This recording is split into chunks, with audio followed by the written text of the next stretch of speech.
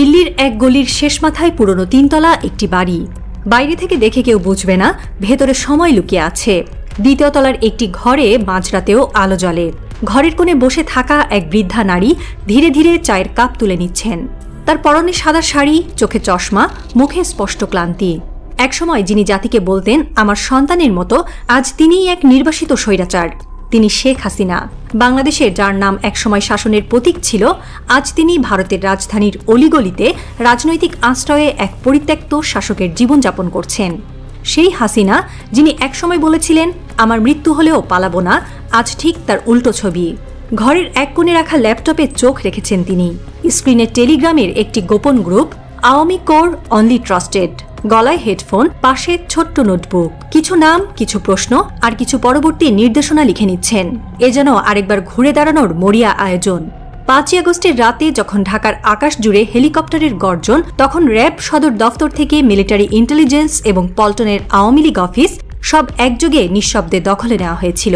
আর সেই দিনই রাষ্ট্রপতির বিশেষ অনুরোধে সেনাবাহিনীর একটি ইউনিট শেখ হাসিনাকে গোপনে দিল্লি পাঠিয়ে দেয়। ভারত সরকার সেই অনুরোধকে কূটনৈতিক দায় বলে মেনে নেয়।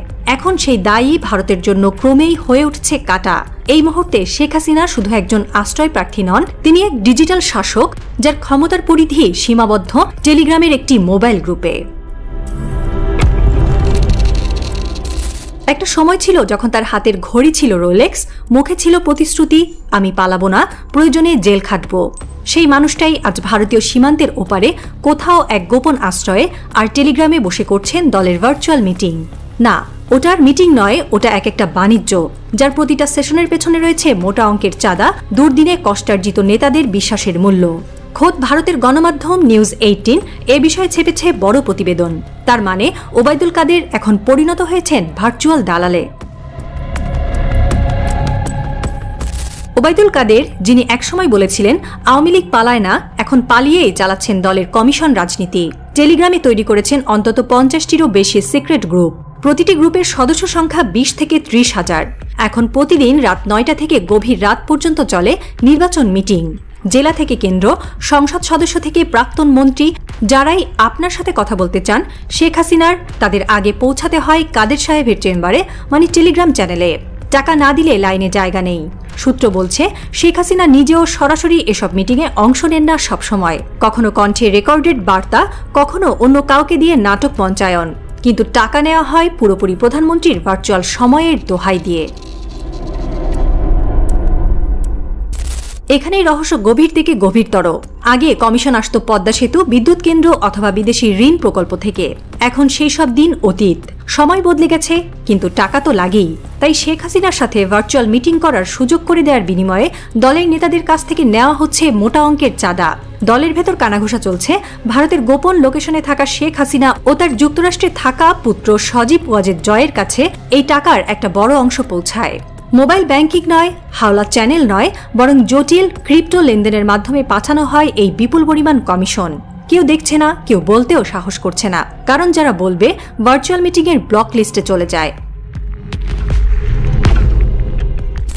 আওয়ামী লীগারদের মধ্যে যেটা সবচেয়ে বেশি আতঙ্ক তৈরি করেছে তা হলো টেলিগ্রামের গ্রুপে প্রবেশ করে বসেছে গোয়েন্দা সংস্থার একাংশ। এমন অভিযোগ উঠেছে কাদের অনুসারীদের পক্ষ থেকেই। এই অনুপ্রবেশের ফলে অনেক নেতার কথোপকথন রেকর্ড করা হচ্ছে। এরপর সেগুলো ফাঁস করে দেওয়া হচ্ছে গণমাধ্যম বা বিদ্রোহী নেতাদের কাছে।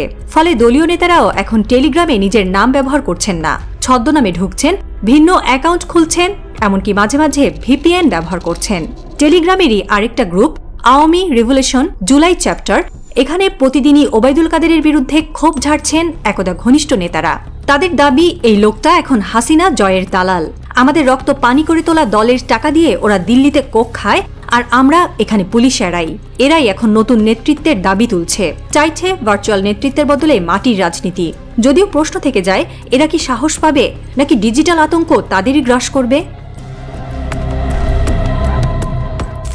নিউজ 18 জানায় এখন দলটি ফেজ 2 অপারেশনের প্রস্তুতি নিচ্ছে।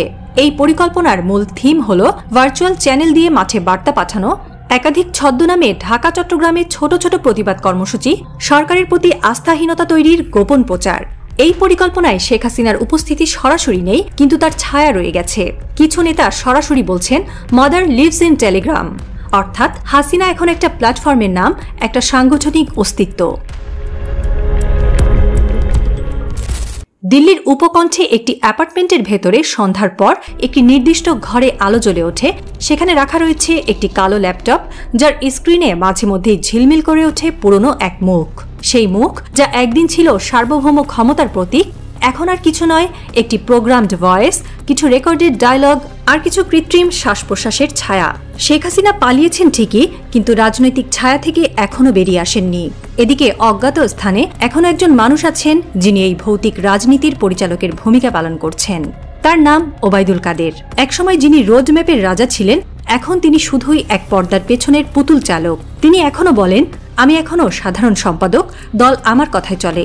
কিন্তু এই বক্তব্য এখন শুধুই এক ডিজিটাল থিয়েটারের ডায়লগ। কেউ কেউ চুপি চুপি বলে, একটা সময় ছিল যখন কাদের সাহেব ফোন করলে থানার ওসি দাঁড়িয়ে কথা বলতো।